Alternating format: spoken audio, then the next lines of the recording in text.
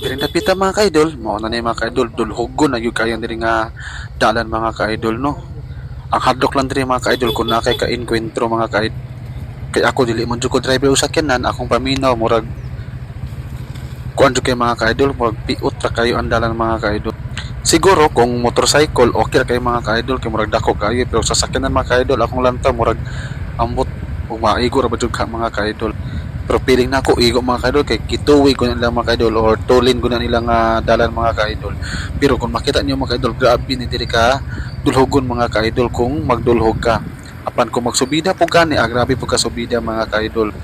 Mo nang hinahinay lang gyud ang sakyanan diha mga ka-idol kay simpre nago tay karga, nago ni mga karga din mga ka-idol. So mo nang hinahinay lang po na siya mga ka-idol. Ug sa dihang pag-abot sa unahan mga ka-idol, naagi na say murag gamay din nga sangi-sangi mga ka-idol, mo nang hinahinay lang gyud mga ka-idol no. So mao na pag-abot sa unahan mga ka-idol, abi na ko puro na ni highway mga ka-idol. Kay dili kita sweet ani ni sa daig ka, mao nang mao sila tagpangutana kung mauna ba ni o dool na ba lang ni.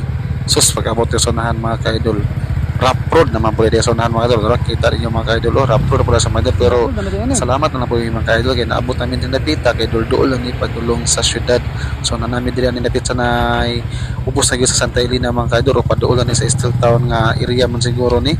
So wala madugay mga ka-idol diha, ginamin ni law ng Kalupinan mga ka-idol, gamay kay dalan mga ka-idol, duwa joy kuan mga ka-idol. Kung maakay kabagat mga ka-idol, hala portig yung lisura mga ka-idol mo nang dilang tama sa mga ka-idol.